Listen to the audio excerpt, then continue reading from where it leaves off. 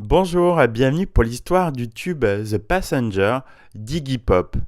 En 1977, Iggy Pop et son ami David Bowie sont exilés volontaires à Berlin. But du séjour, décrocher de la cam et de leur mode de vie quotidien quelque peu excessif.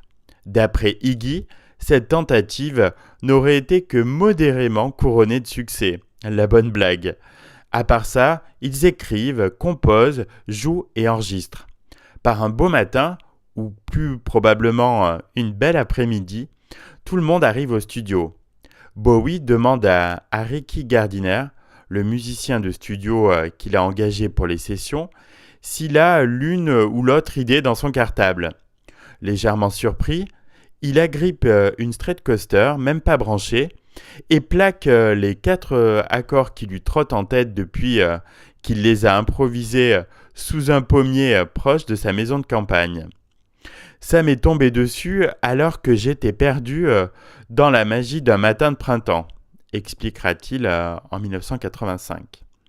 D'après la légende, le soir arrivé, l'iguane se faufile dans un wagon du S-Bahn, l'équivalent du RER à Berlin, pour une grande balade nocturne.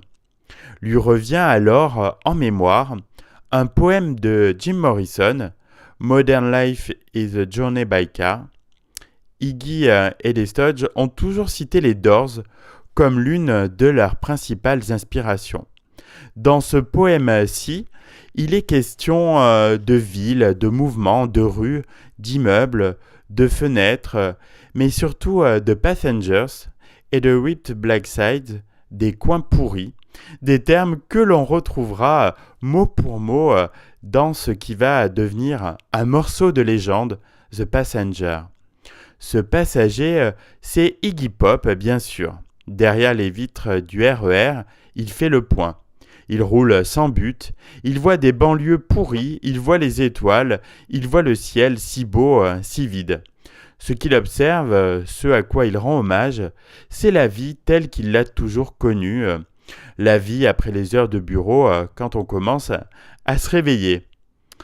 Après le jeu et avant le il, l'iguane nous invite, Get into the car, avec sa voix de crooner dans son monde à la fois beau et laid, mais qui lui appartient, et qui peut nous appartenir aussi si nous le voulons. Lui s'y sent en sécurité comme un objet protégé par une vitrine, under glass. Il semble heureux dans cet univers nocturne si familier et si cher aux yeux des musiciens qui travaillent alors que les autres dorment.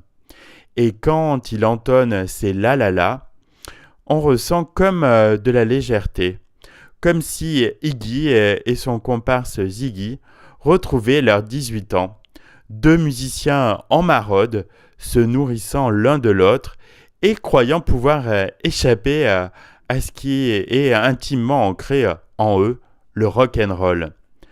The Passenger, qui a interprété comme un commentaire assez fin du vampirisme culturel de Bowie, est donc plus généralement vu, lu et entendu comme l'incarnation de l'esprit nomade et décadent du paria punk.